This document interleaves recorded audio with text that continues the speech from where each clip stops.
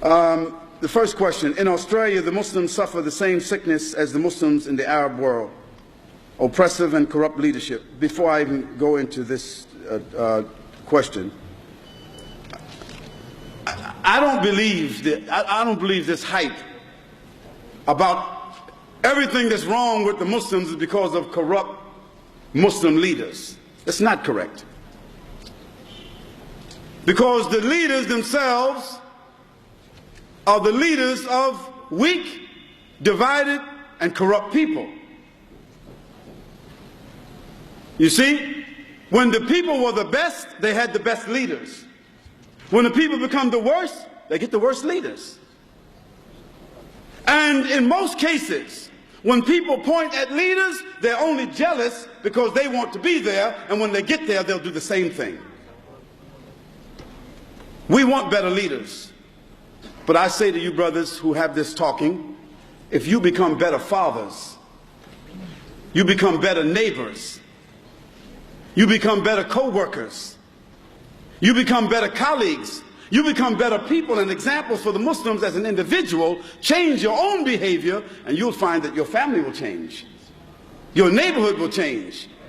Your society will change. Maybe Australia will change, maybe the world will change. But don't jump from you all the way to the Khilafah and the Islamic State.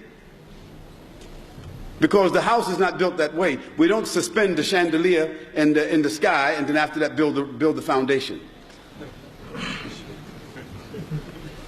So the issue of Islamic State, the issue of the rulership, this is an issue.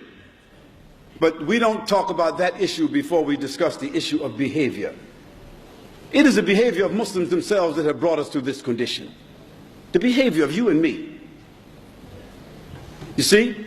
You know this behavior because in the morning for Fajr, how many people do you think will be here?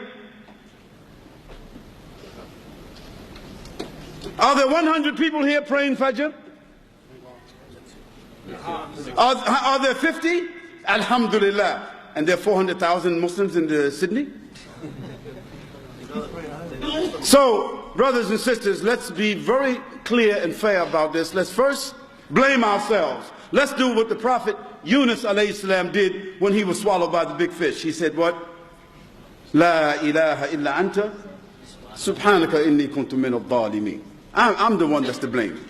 So blame ourselves first, as brothers, as fathers, as individual Muslims. Blame ourselves, reform ourselves, then we will reform our communities and our families, then maybe we'll reform our neighborhoods, maybe we'll reform our societies, and then maybe we will be able to reform the world.